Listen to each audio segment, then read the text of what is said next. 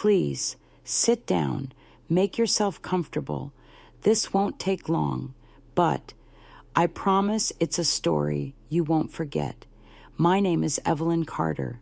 I'm 81 years old, and even after all these years, even with everything I've seen, everything I've survived, there's one thing I still can't explain, something that changed my life forever, something that still keeps me awake at night, even now. You see, I once had a husband. His name was Thomas. We met when I was just 18. It was the summer of 1962, one of those warm, golden evenings when the air smells like hope and the future feels endless. I remember standing near the town fair, watching the carousel spin round and round. That's when I saw him, leaning against the ticket booth, wearing this ridiculous brown jacket that looked 2 sizes too big for him. He was tall, a little awkward, with messy dark hair and the kindest blue eyes I'd ever seen. I didn't know then that those eyes would haunt me for the rest of my life. Thomas wasn't like the other boys. He wasn't loud or full of himself. He was quiet, almost shy. But when he looked at me, it was like he saw straight through every wall I'd ever built. We talked that night about music, about books, about dreams, and by the time the fair closed, I knew he was the one. We got married the following year, a small ceremony, nothing fancy, just family, a few friends and us. It was simple, but it was perfect. The first few years were happy, really happy. We bought a little house on Maple Street. He worked at the local mechanic's garage, and I took care of the house.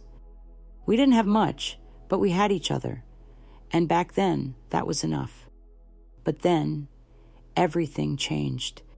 It was in the spring of 1975. Thomas had taken a job 2 towns over. Better pay, more hours. I didn't like the idea of him commuting so far, but he insisted, said we needed the money if we ever wanted to start a family, buy a bigger place, build a real future. I remember that morning so clearly. He kissed me goodbye, told me he loved me, and walked out the door. I never saw him again. At least, that's what I thought. The police said his car must have veered off the road. They searched everywhere. They found the car, wrecked, down by the riverbank, but no body. The current was strong that time of year. They told me it wasn't uncommon for bodies to disappear, swept away by the water. Weeks turned into months, months into years. No sign of him, no calls, no clues. I was 29, a widow, with no funeral, no grave, no goodbye.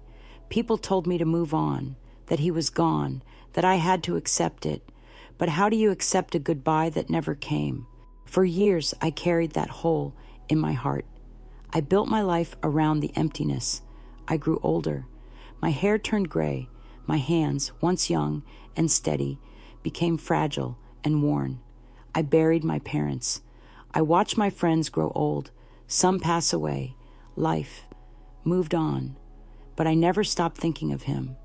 I never stopped wondering what really happened that day. And then last year, I saw him, standing on the corner of Jefferson Street, right here in this town.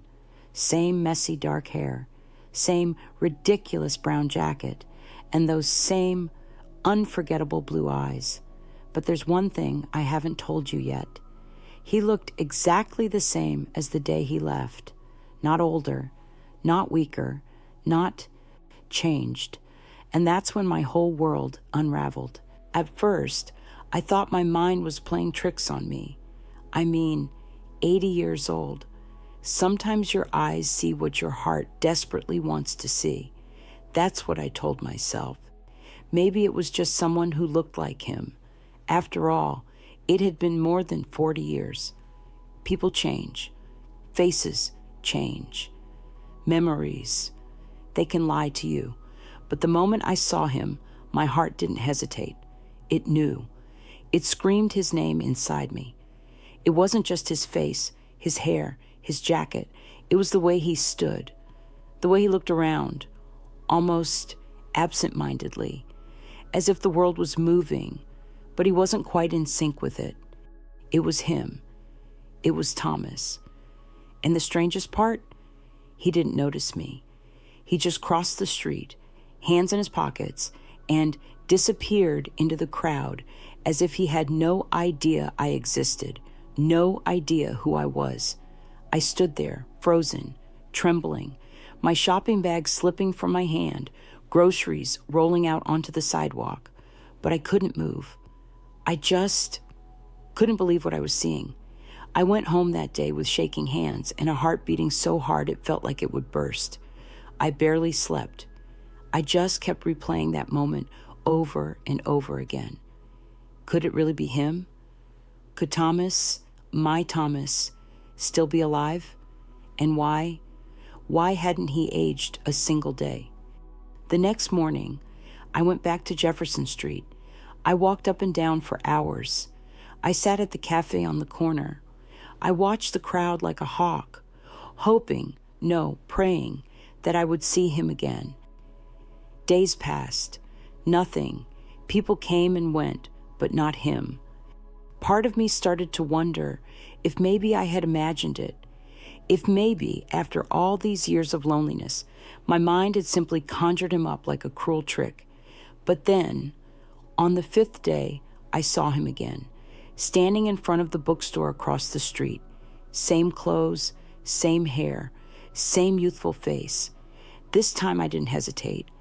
I crossed the street calling out, "Thomas, Thomas." My voice cracked, but I didn't care. He turned his head slowly, looked at me with those same piercing blue eyes, but there was nothing behind them. No recognition, no flicker of memory, just politeness, like I was a stranger asking for directions. "I'm sorry, ma'am," he said softly. "Do I know you?" My heart dropped to the pit of my stomach. I could barely breathe. I stared at him, unable to speak, unable to process what was happening. I wanted to scream, to grab him, to shake him, to make him remember me. But I just stood there, whispering, "It's me, Evelyn, it's me." He frowned, as if the name didn't belong anywhere in his world. "I think you must have me confused with someone else," he said.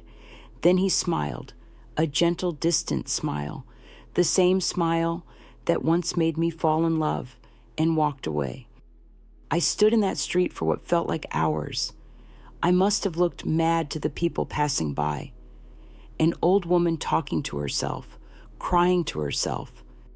I went home in a daze, my head spinning with questions I couldn't answer. The next day, I went to the police. I told them everything.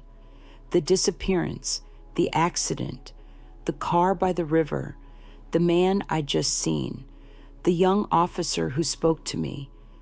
I could see the doubt in his eyes. He thought I was confused. Maybe he thought I was lonely. But he humored me, took my statement, promised to check the old records. 2 days later, he called me. He told me that my husband's death certificate was still on file. The case was closed. The body was never found. But after 7 years, he was legally declared dead. There was nothing more they could do. Case closed. But it wasn't closed for me. I needed to know the truth. I had to find out who this man was, why he looked exactly like my Thomas, why he hadn't aged. So I went back. Every day, I waited on Jefferson Street. I watched that bookstore, and sure enough, he kept appearing. Same time, same place, like clockwork. I started to follow him, carefully, quietly. I trailed him as he walked through the streets, sometimes stopping at the same coffee shop, sometimes sitting in the park, always alone, never in a hurry, never changing. I noticed something else. He never seemed to buy anything, never seemed to talk to anyone. He just existed, like a shadow. I followed him home one evening to a small apartment building on Pine Avenue. I waited until he went inside. I sat across the street for hours, watching, but he never came back out. The next day, I mustered the courage to go inside. I knocked on his door. He opened it, polite but cautious. "Yes, can I help you?" he asked. I looked into his eyes and said, "Thomas, it's me. It's Evelyn." He shook his head, confused. "I'm sorry, ma'am. My name is Daniel." My world tilted.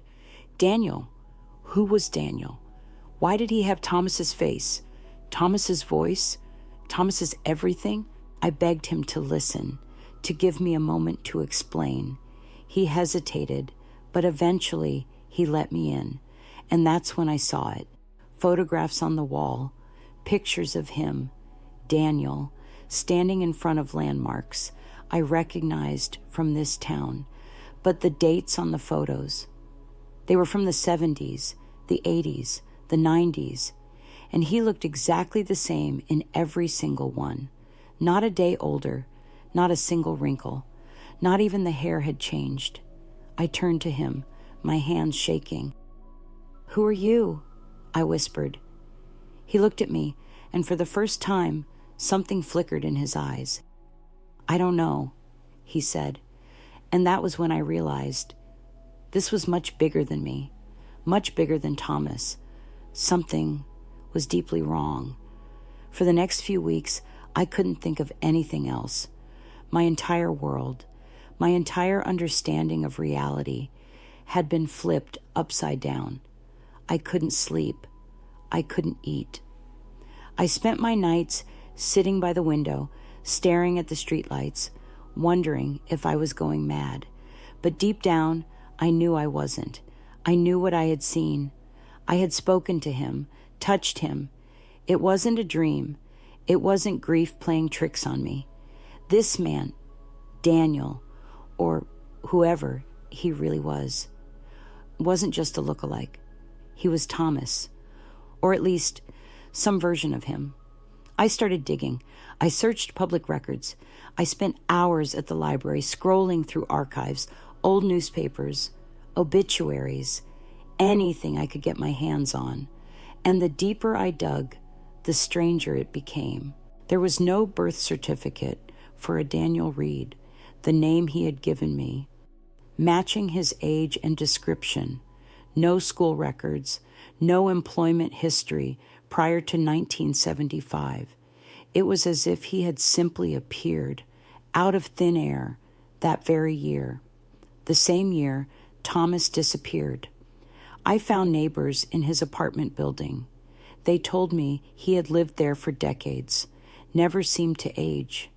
People joked about it, even called him the man who doesn't get older. I could see the unease in their eyes when they talked about him, like they knew something wasn't right, but never dared to ask. I even spoke to a woman from down the hall who'd lived there since the late 80s. She told me she remembered him from when she moved in, said he looked exactly the same back then. No wrinkles, same hair, same face. She just assumed he had good genes, but I knew better. One night, I couldn't take it anymore. I knocked on his door again, this time more determined. When he opened it, I didn't give him a chance to turn me away. I pushed past him, walked straight into his apartment, and laid it all out on the table. I told him everything about Thomas, about the accident, about the car by the river, about how he never came home, about the pain, the unanswered questions, about the man who looked just like him walking the streets of this town as if time had forgotten him.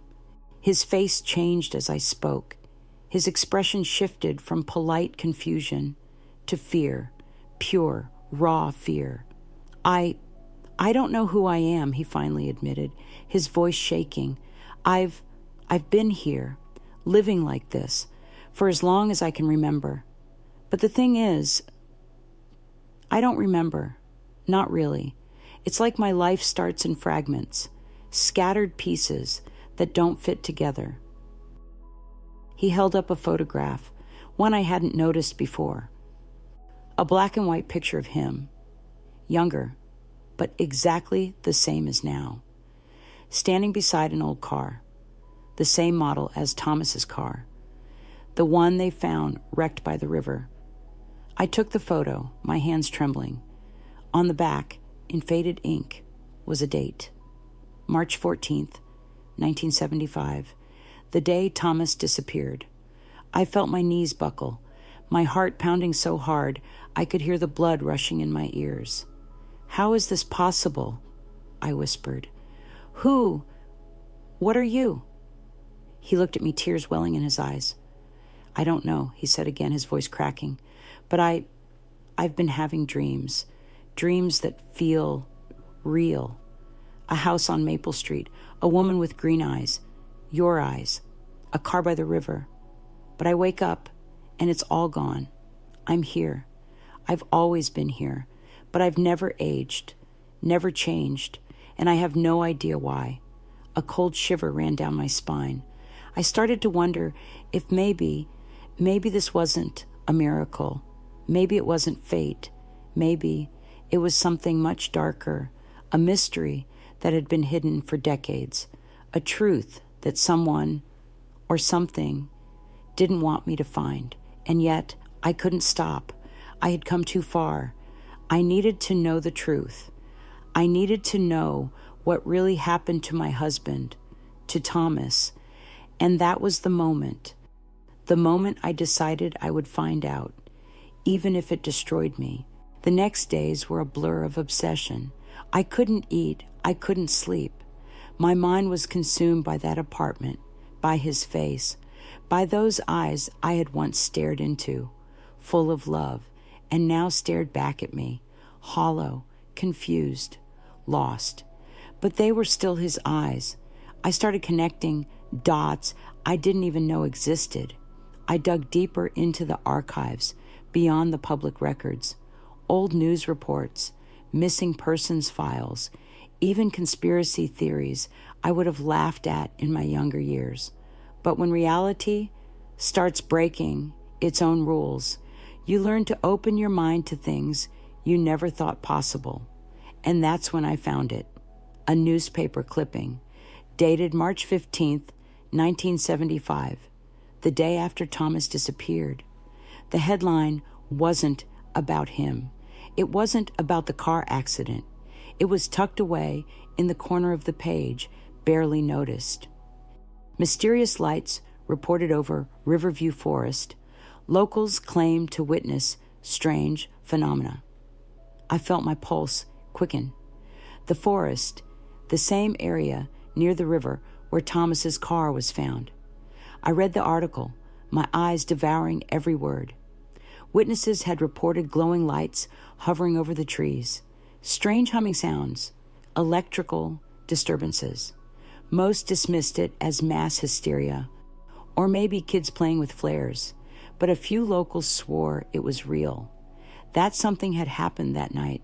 Suddenly, my mind raced back to Thomas's disappearance, the wrecked car by the river, but no body, no trace, just gone.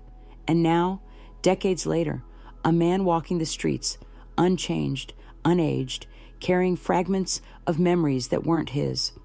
Or were they? I needed answers. I confronted him again, this time with the newspaper in hand. I demanded he tell me everything, every dream, every memory, no matter how small. He hesitated at first, but I saw the fear in his eyes, the same fear I was feeling. He told me about the dreams, of bright lights, of floating weightless, of voices that weren't human, but spoke inside his mind. Flashes of the river, the cold, and always the same sensation when he woke up, that he had been somewhere else, but couldn't remember where. The more he spoke, the more the impossible started to make sense. And then came the final proof. Inside his apartment, hidden in a drawer, was an old, faded wallet. I recognized it the moment he pulled it out. My breath caught in my throat. It was Thomas's wallet, the same wallet I had given him for his birthday in 1974. I had written a message inside, a small piece of paper tucked behind the photo of us together, a message only he would know. My hand shook as I opened the wallet. I flipped through the pockets, and there it was, the faded note, my handwriting smudged but still legible. Wherever life takes you, always come back to me. Tears flooded my eyes. I couldn't speak. I couldn't breathe. It was him. Somehow, impossibly, undeniably, it was Thomas. But he didn't remember. The dreams, the gaps in his memory, the unaging face. It all pointed to one terrifying possibility. Something had happened to him that night. Something unnatural. Something that took him and brought him back. But not entirely. Was it some government experiment, an abduction, an encounter with something beyond this world? I didn't know. But the wallet, the memories, the face, there was no denying it anymore. Thomas, my husband, the crown boy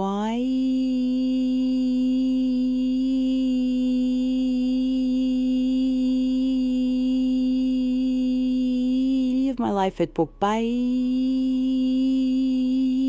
had never died, but whatever had happened to him that night had stolen part of his soul, and I was determined to get it back. I thought I was prepared for the truth.